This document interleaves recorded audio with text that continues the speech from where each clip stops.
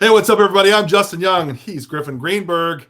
Welcome to the Fast Break right here on HoopSeen.com. We appreciate you joining us for this show as we break down the first NCAA live period of the spring. And Griffin, we had a chance to have a home game here in the great state of Arizona in Phoenix and go out to the EYBL session for the second live period. And honestly, your head just kind of is on a swivel at something like this. There's just so much talent around.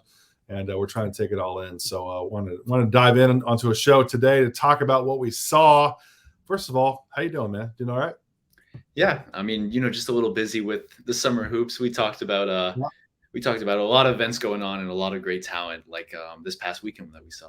Yeah, a lot of talent for sure. So we wanted to roll out our superlatives of the event that we saw and really kind of go through a number of categories. I think it's probably the easiest way that you can kind of organize that much intake is to kind of put things in different spaces and to kind of systematically go through them. So we're going to do that here on the Fast Break today. We appreciate you watching. Make sure you like and subscribe this if you're watching this on YouTube. Share this with somebody that you know that's also a hoop head, and let's get that conversation going. Leave your comments below if you think we're idiots or if you think we're geniuses. Hopefully the latter more than the previous part of it. So let's get right into it, Griffin. There were so many games to really kind of choose from, and I feel like the action sometimes with some of these events that by the time the last day comes around, you're just kind of exhausted, right? And I think teams are that way, and they're just kind of ready to get on the plane and ready to get on the vans and go back home. But I feel like the last day of this event really kind of elevated competition, and we saw some tremendous games. And within that category, I think you maybe saw what you thought was the best game of the weekend. Yeah, definitely. I think you could probably argue, a few games on that last day Yeah.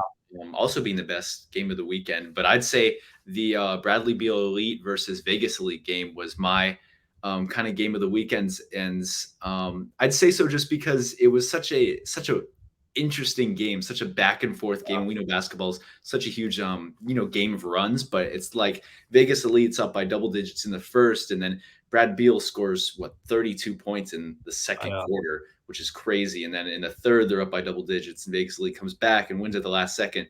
And I mean, just on that Vegas Elite teams, there's so many they just have so many guys, and there's such a deep team, especially with adding Pharaoh Compton after the first session. But I mean, in that game alone, it's even hard to just pick standouts from that certain team because they're all just so good. But I mean, just in general, I thought Taj DeGorville was great for Vegas Elite. He's has very high IQ, which I think at times he doesn't get enough credit for, and he can score the ball. He had 10 points and 7 assists that game. But that was my game of the week that Vegas Elite ended up winning by 2. It was intense, man. Like, it was coming off the heels of another good game that we're going to talk about between PSA and Houston Hoops. But like the energy was just kind of in the building, and it was kind of percolating. And Vegas Elite, man, they've got guys that can hit shots, right? Mm-hmm. I mean, listen, we know Junie Mobley's going to go get a bucket. We know he can hit a big three. We know he's going to hit Steph Curry type of threes, right? So like it wasn't surprising the day that Steph Curry decided to go off, it was a Junie Mobley type of opportunity for him. Trent Perry, I love his inclusion on this roster as well. I think is a really important one for college because a lot of colleges there to see him play. I thought Aiden Sherrill had some really big moments for Vegas Elite down low in a weekend that really didn't have a ton of big guys, and we'll talk about that a little bit later. I felt like he was pretty key, as was Pharaoh, in that win. But that's not to take anything away from Bradley Beal Elite too, man. I think that is a roster. The game to me is all about long, rangy, interchangeable players. And if I look at Bradley Beal's roster, I mean, from top to bottom, that's the whole roster. I mean, they're like 6'5" to 6'8", really long, can shoot, can rebound. So it didn't surprise me that game was one of those games that came down the wire. Definitely. And I mean, Dallas Thomas was just incredible that game too for Beal Elite. Yeah, I liked him a lot too. It was my first time to really see him in person. That was a great first impression for me. I'm gonna jump on this topic as well because I thought the game before that was my favorite game of the day. I guess it was before, anyways, in that same time and space was when Houston Hoops with Trey Johnson, who a lot of people have number 1 overall. We have him currently number 1 overall at HoopSeen.com. Was playing PSA Cardinals with Boogie Fland, who we also have in our top 10. So really a top 10 matchup of players. It was a tremendous back and forth. And it was one of those, anything you can do, I can do better. Trey Johnson hit some monster shots to send the game into overtime. It was awesome from 3. I think it was like 5 or 7 from 3. finished with 33 points, I think 5 rebounds, 5 assists. But ultimately, it came down to PSA. They ended up winning in overtime. Boogie Flan had 31 points. I mean, if you look at their scoring numbers, it was pretty identical as they went back and forth. I thought it was, to me, the best individual matchup of the entire weekend. And I would argue maybe even one of the best individual matchups I've seen all spring. Tons of action in this one. And when you wanted dudes to go be dudes, that was a game and you saw some dudes. And a lot of coaches that I was talking to at the game, they said, man, this is the best we've seen Trey Johnson play. Like, just an absolute gamer. And that's saying a lot considering you won a state championship in the state of Texas, which is really hard to do. So, but kudos to PSA, man. That's a huge win. And I think a win that's going to carry them forward quite a bit. But, man, if you had any doubts, which I don't know why anybody would, on Boogie Fland or were questioning what kind of player he can be, that's the kind of player he can be. He's a big game guy and a guy that can go get a bucket in the clutch. And I thought it was an absolutely phenomenal game. You know, we talked about some great players already in the very opening of the show, but I don't know if we're even putting the crown on any of these guys as quote unquote the best player, or maybe like the MVP, if you will, of this event. Who stood out to you if we put some names to that category? I mean, my top guy on the weekend was Jamari Phillips. He was just lights out. It seemed like, you have the law of averages playing into effect in basketball from time to time, but it didn't seem like that happened to Jamari. I mean, he was just on fire the whole weekend. And I mean, his worst game from the 3-point line was 5 for 10. So that kind of shows it all. He didn't play the fourth game, but I mean, he went 2-1, or Paul George Elite 2-1, and that game against Expressions Elite could also be considered, one of those top games of the weekend that they played on Saturday night. Yeah, Jamari almost averaged 30 points, getting 28.7 points per game at the EYBL second stop. Played really in front. I mean, we've seen him a lot at AZ Compass. He moved over, but that team, it's really hard to score more than 12 points a game, honestly, on that team. So, like, a lot of players' offense is kind of muted down a little bit. And it's interesting. We saw a lot of guys that play on these types of teams in high school really kind of go off this past weekend and really have some huge scoring weekends. Jamari Phillips being the king of all those guys, with his future coaches certainly watching him along the way. I'm with you, man. Jamari Phillips I thought was really, really good. I asked you, like, let's come up with some of these topics, and you have best guard. I think we switched because Jamari was my best guard because I had Elliot Cadeau as my best player, and he was your best guard. I thought Elliot Cadeau was exactly who I thought and know that he's going to be. That's going to be a guy that can control tempo. That's going to be a guy that's aggressively competitive in a good way and aggressively confident. 10 assists a game. I mean, just absolutely a magic guy in the backcourt with that really good team out of the New York area. I thought he was tremendous. I think North Carolina has really a guy that they can kind of hang their hat on and go win some tough games. So for me, he was my MVP, if you will, and he was your best guard. So it's interesting on our own accord that we came up with those on our own. So let's move down the line a little bit then. Let's talk about the best wing that you saw at the EYBL stop here in Phoenix. I'd say the best wing was for me. He really battled with Jamari for my top spot for my MVP of the weekend, and it's AJ Dubonsa. I think without a doubt, everyone can say that he's the number one player in 2026, and that's no disrespect to the guys who are below him, because those are some great guys as well, like Tyron Stokes. But he just excelled and played at such a high level this weekend, and he showed that throughout his time in EYBL and even high school last year. I remember the first time Josh Tech saw him at the CP3 camp. This was last summer, and Josh gets really excited about things, and he was like uberly excited about AJ. And like, oh my gosh, you got to see this kid. He's unbelievable. And I think it's so hard to live up to expectation, to live up to hype. And man, with AJ, it was my first time to see him in person. I mean, holy crap. I mean, like, what an absolute prospect this guy is. He's going to be 6'9", maybe 6'10". He's young, right? He's got so much skill, so much feel for the game. I couldn't have been more impressed by that young man and what he did. And again, to be just a 2026 guy, man, the sky's the limit. I think it was like 20. I think he's on the season average of like 28-5 or some crazy stat line for a young guy for Expressions. I mean, just absolutely tremendous, multi-skilled, multifaceted. and really still so much more room to grow as a ball player. Man, this is a guy that I think we're going to be talking about really in the last decade. Really, really special prospect. Really special prospect. So, I mean, a class of 2026 player performing at this high of a level, playing 17U basketball is just crazy. Consistently, yeah, it's absolute bananas. It's bananas. Because I think the guards were so good. Like if you look at this event and there's so many players that when you kind of like if you were to ask yourself like who were the best guys, guard.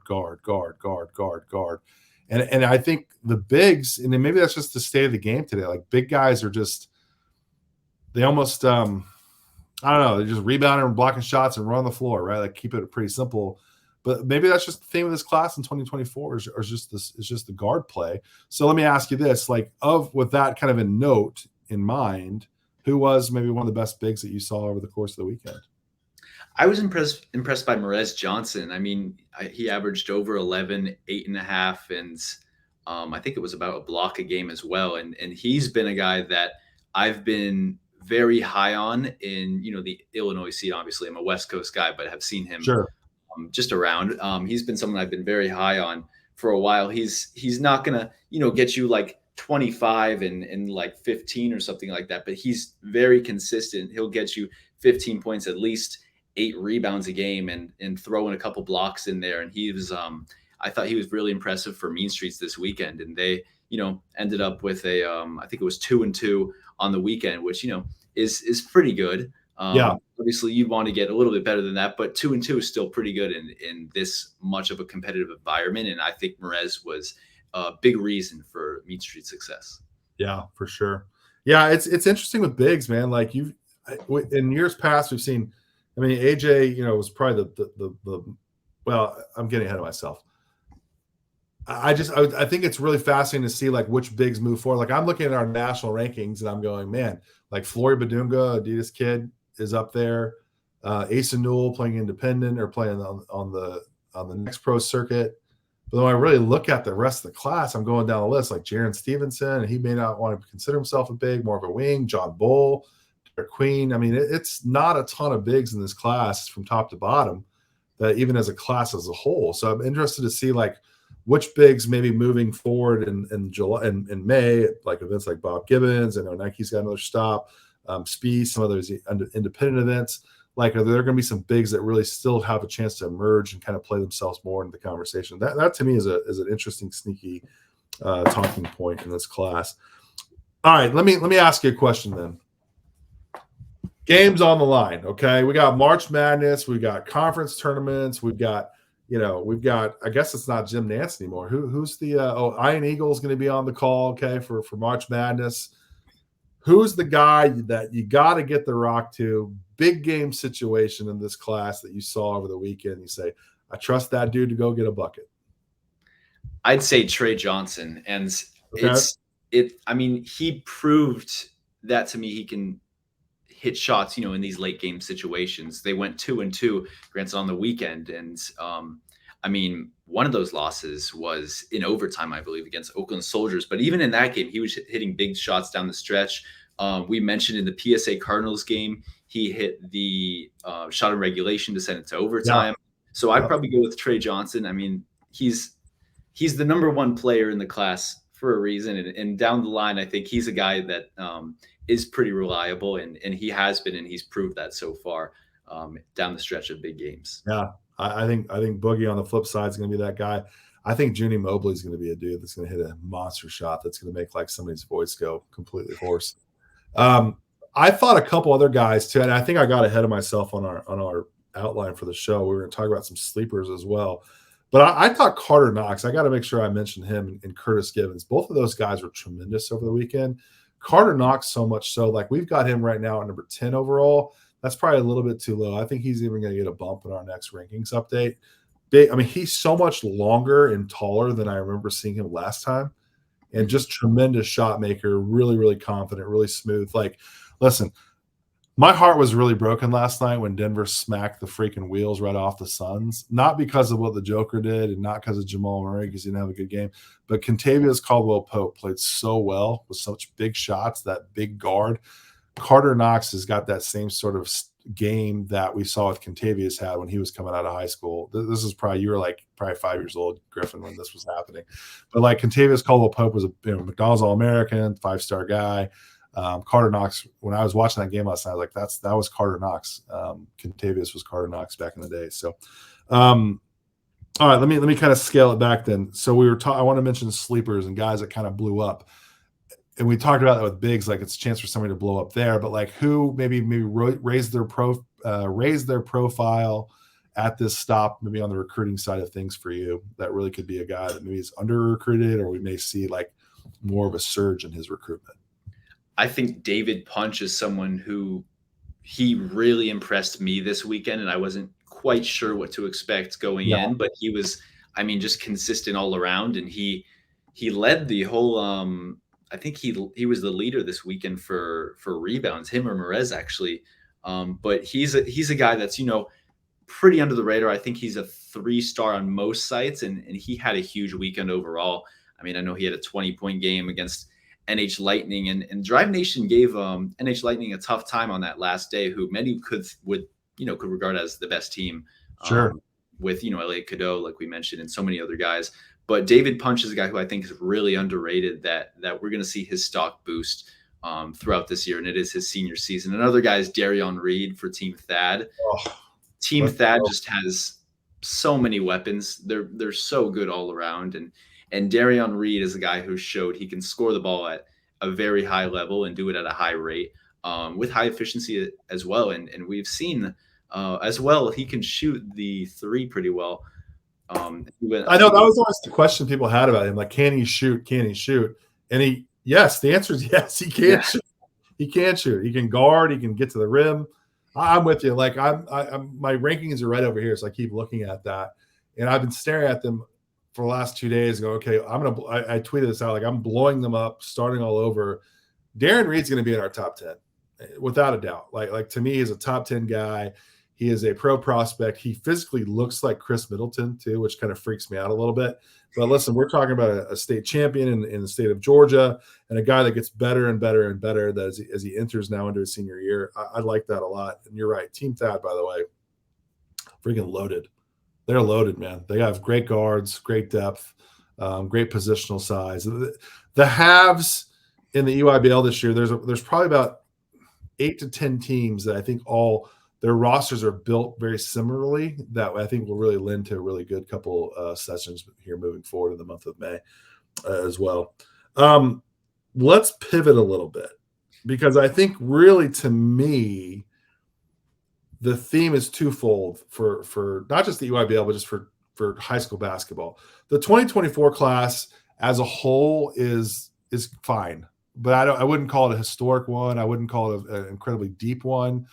I think they're already fighting an uphill battle with transfer guys, and you still have the remnants of COVID with older players in college. And so 2024 class, like, its overall value, I think, is going to be fine, but I think we're going to have a lot of just solid 4-year guys, and a lot of guys that maybe go to a low major, mid major, that transfer up because colleges don't really feel comfortable in offering a guy because they don't think he's quite good enough, or they're not ready for him because they can get an older player. Anyways, which makes me kind of keep my eyes on the underclassmen a little bit more, because I think there's some superstar, like elite superstar generational talent in these classes coming up. And man, we saw the Boozer twins and Knight Rider 16Us beat the brakes off of anybody that stepped across from them at the tournament. And I think you can say the same thing with Cooper Flagg. Undoubtedly the most impressive stat guy I think there is in the EYBL this year, regardless of class. And I mean, I'm ready in the class of 2026 with our guy AJ from Expressions.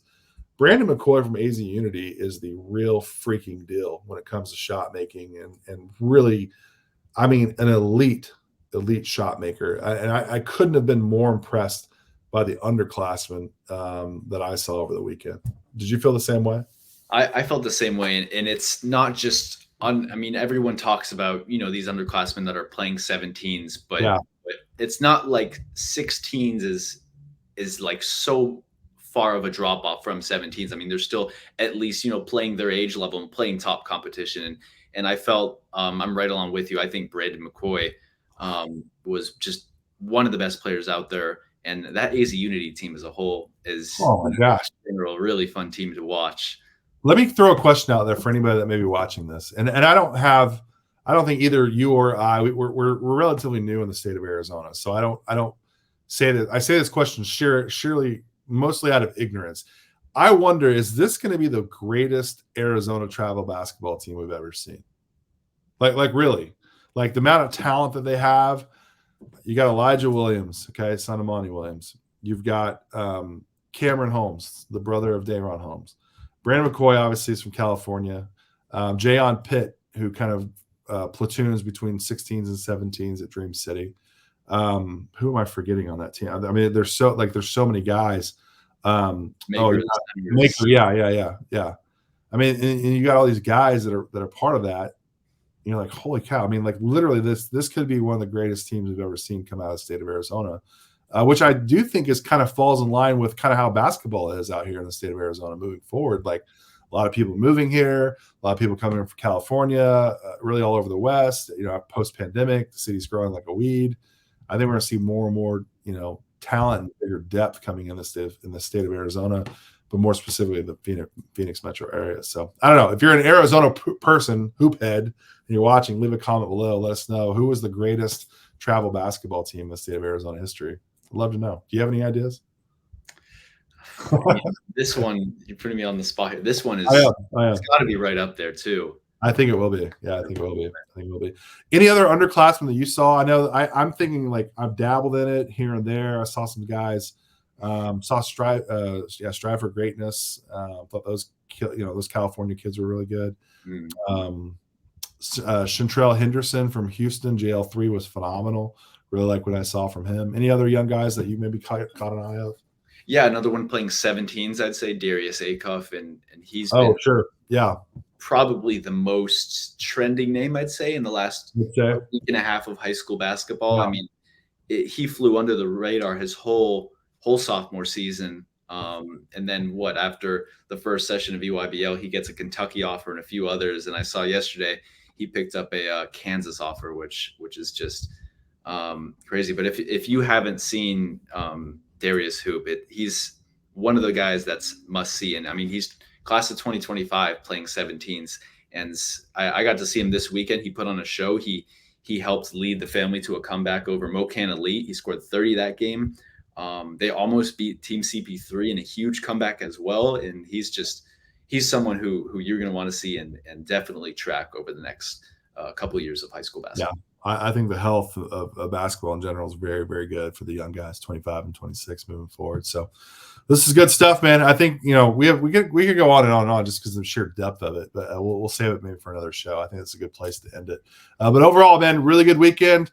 I think this is the first time EYBL has ever come to Arizona, so that was kind of cool. It was nice.